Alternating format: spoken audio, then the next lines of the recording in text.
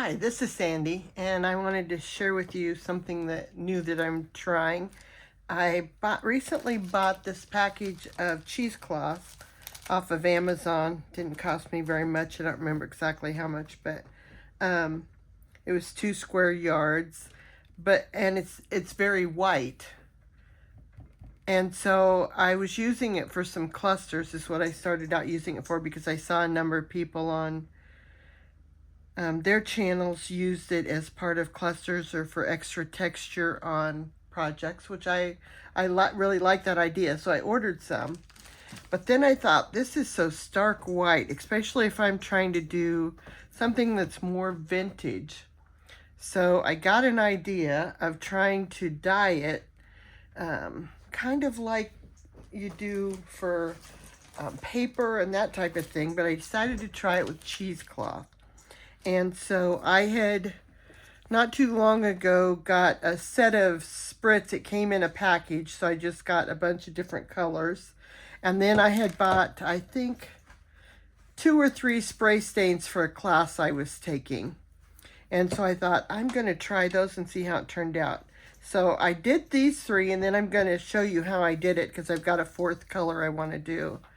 But I don't think they turned out too bad. Now, I kind of laid them on top of each other while they're still wet, and I'm probably getting it on me. But this was peeled paint, and it was this Distress Spritz peeled paint. That's a type of spray. And I see that the one got some color on it, but I don't really care because that'll just add to it. So this was the peeled paint, and I really do like the way it turned out. And then this one was Rusty Hinge, and it turned out a little more orange than what I wanted it to, but I still like it.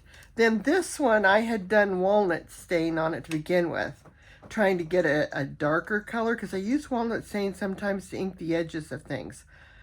But I didn't really like the way it was turning out, so I then took some of this Rusty Hinge and sprayed some of that on there, and then I took a little bit of the peeled paint and just put it around there. And I really do like the way it turned out. It gave a lot of different colors in it, and so I like that. And then I had one last one I wanted to do, which was Uncharted Mariner, and it's a blue color. And so I thought I would bring you along and let you see what I did in case you would like to try this idea. I have a splat box that I got off of Amazon, and I hope you're going to be able to see this okay, because it's kind of high. I'll show you the edge of it if I can.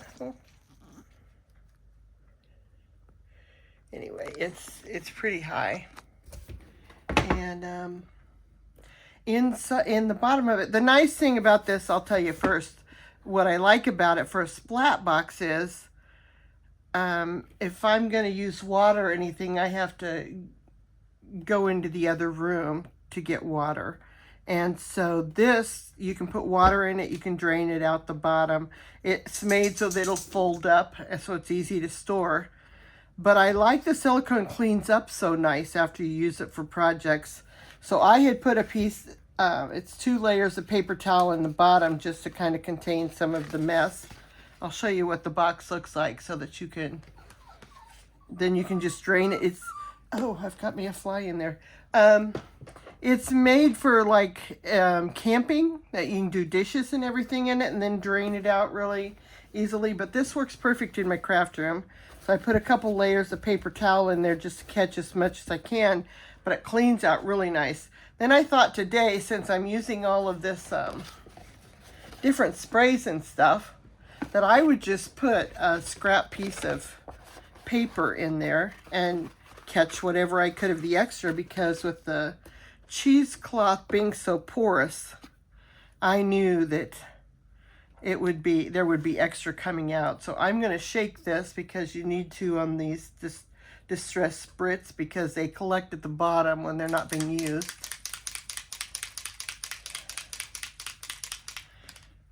And then it's really simple, because then I just spritz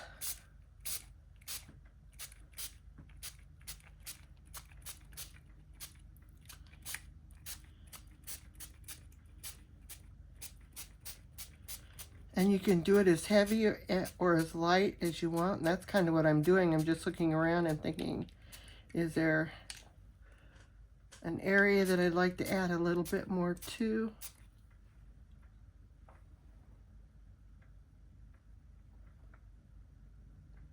Overall, I think I kind of like that. I kind of like that there's a little bit of variation in colors. Now, on this one, it didn't seem like I got quite as much on the other side as I did in some of them. But that's okay, because when you put it on a project, you're only going to want to have the one side up anyway. And I'm getting inky because it's wet. But nice thing about Distress sprays and oxides and inks is that they wash off easily because they're water-based. So that one turned out nice. I think that'll be nice on some projects. I'm going to lay it over with the others. So I also was going to show you how well it works on paper. This is just a piece of packaging that I had, and I'm just going to lay that in there. And I'm going to use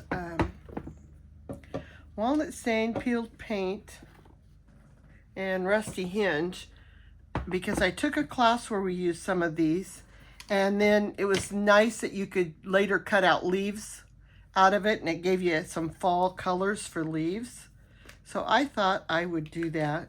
I think I'm going to start with some of the walnut stain, and I need to shake it up. I apologize for the noise.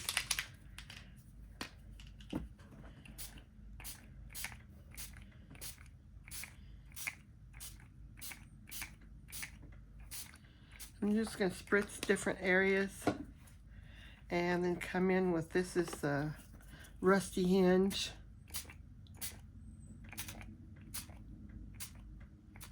And depending on what paper you use, some of it soaks it up better than others. This has got apparently a more a plasticky finish on it, because I see that it's bubbling up a little bit. But part of what you can do about that is, if you dry it, that helps. I'm going to get another piece of cardstock and show you, because this is bubbling up quite a bit. I've got a piece of plastic off to the side that I'm laying the stuff on. So here's some cardstock. I'm going to show you on that. It does help a little bit if it can sink in to the paper more than it was on that packaging I had.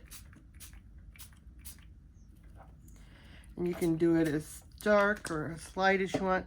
And the beauty of this playing, you never exactly know what you're going to turn out with, but you can always go back and add more to it if you want to. So I usually do a little bit.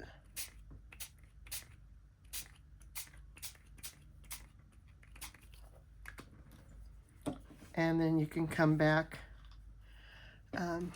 I'm going to use my heat gun, so I apologize for the noise. It is noisy.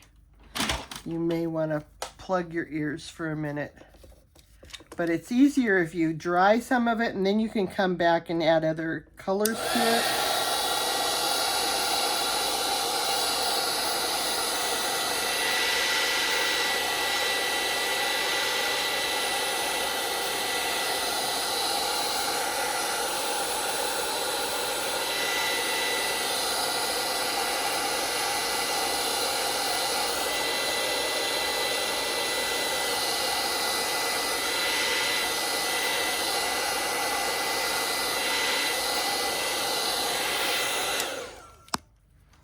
Okay, it's not completely dry, but I can see better what it's going to look like. And I want some more of the peeled paint on it. So I'm going to go back, shake that up a little bit more. Go back in some of the areas that don't have as much color on them.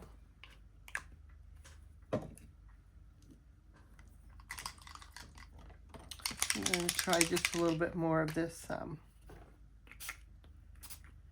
walnut stain.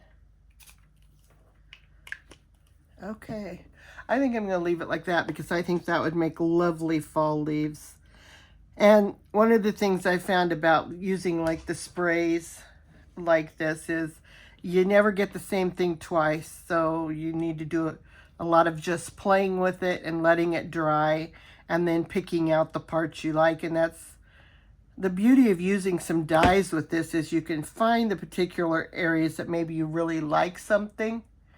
And I'm going to pull this out of this flat box. It's pretty wet still from all the sprays. If you pick it up and move it around, you can get drips if you like drips in it.